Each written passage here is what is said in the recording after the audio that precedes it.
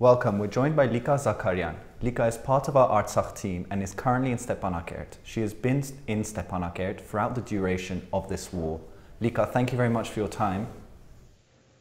Thank you for inviting me.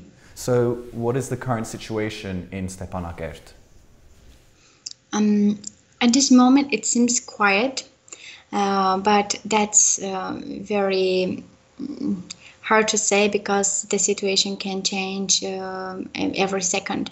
But it's, only in Stepanakert because in the front line there, everything still continues. Well, I was also curious, in terms of the frequency of the shelling, how often Stepanakert is being hit by Azerbaijani forces. Has this changed since the Moscow agreement? Is it gotten more? Has it gotten less? Actually, the day of the ceasefire, where it was supposed to be the ceasefire, that night, the first night after the ceasefire, was really awful, and it was even worse than it was before, because they were shelling with cluster bombs, and it was so much. We never heard this much before during the nights. So it was really scary, and it seems like, really, is it a ceasefire? Or it was supposed to be better, but not like this. And then after that, 2 days, we had a bit quiet situation.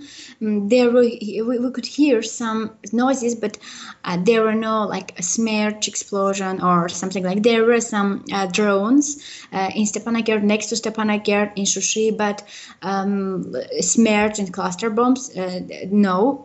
Till yesterday. And yesterday I went out to take some pictures to make a photo story, and it was really sunny, and I really wanted to go out because 2 days we were scared to go out, and we just walked next to our basement and made some pictures.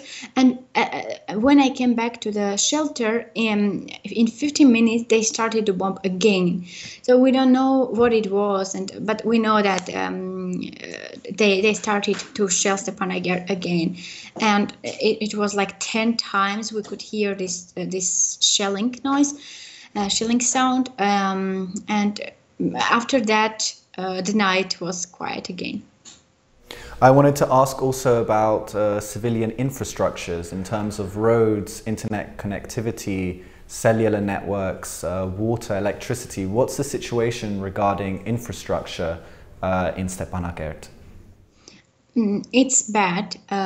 We don't always have access to electricity, and in my street where I live, where my house is, we didn't have water and access to electricity and gas. Like we didn't have anything, and I guess they're kind of repaired a bit, so now we have electricity, but it's not stable, so it goes and comes back, and it's not really stable. That's why, and also the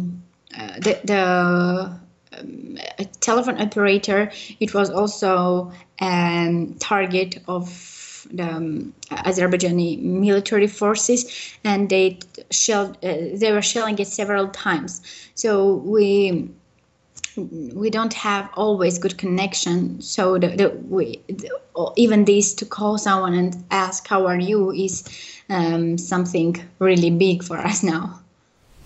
And I wanted to ask you about your interactions with the inhabitants of Stepanakert, and I wanted to ask you about their situation in particular. Everyone is scared. I'm trying to go out whenever I can. But it's very dangerous.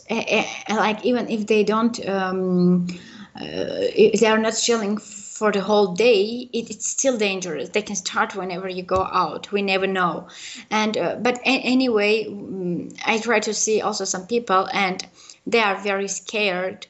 But at the same time, they are not going to leave Stepanakert. So they are still They are very courageous, and they are staying, and they believe that this will end soon, and everyone will be able to continue their ordinary lives. And you have started posting online through CivilNet your diary entries, which are available on CivilNet's website and also on Facebook. You've been documenting your day-to-day life in Stepanakert, and I wanted to ask what made you decide to start posting your diary entries online? Honestly, I started to write. I wrote the first day, like it was 11th day when I started to write, and I was kind of alone, and I wanted to speak kind of, and I just wrote it, and I didn't have an idea to continue it or to make it every day or something like this. I just wrote it, and then the next day I wrote it again, and people called it diary themselves. I didn't call it a diary. They did it themselves, and it kind of reminded people of the diary of Anne Frank, and they started to associate this with it. That's why maybe they started to call it diary. But I don't mind with this word. That's why with this statement of diary. That's why I didn't like change it, and it stayed like this. And I'm happy that CivilNet is publishing it in their website, so in our website, because I was very surprised because many people were interested in it, because they can hear, they can read a lot of official information, who started something, what was shelled where, you see pictures of shelled like this destroyed houses and this all stuff, but there are not so many people who write about like simple stuff, emotional or just life stuff, and that wasn't for me to get audience or something like this. It was very simple. It was just the emotions I couldn't keep in myself, and I was alone at that moment, and I wanted to kind of say it. But I'm happy that now people read it, and I know that I like that people love it, and that brings me a lot of hope that people are interested in what really happens here.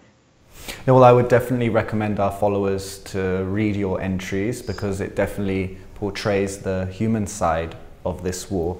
And I wanted to finally ask you, you are still in Stepanakert. Why are you and so many so determined to stay in the face of such danger? I cannot say that I will not leave Stepanakert. I mean, nobody can say that. I'm staying here because still I can handle it.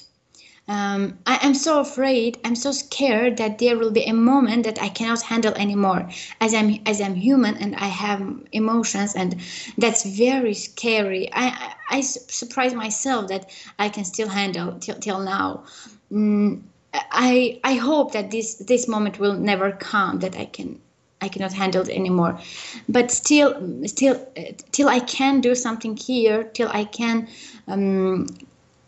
be physically here, I cannot live. And I have my brother in the front line, I have my friend in the front line, I have my mother kind of in the front line in a hospital. So that's not, I mean, yeah, of course I'm a journalist and I'm here, and that's nice that I can work as a journalist in this period here, and I am really feel that I'm doing some tiny thing in this big world, in this informational war. But that's not only a job for me. That's my home. Even if I wasn't working as a journalist here, I wouldn't go anywhere as well. So, but I really hope that that will never change, and that moment will never come. Well, thank you very much for your time, Lika. We hope you stay safe, and our thoughts are with you and the rest of the team in Karabakh. Thank you so much, Emilio. And thank you for joining us on CivilNet.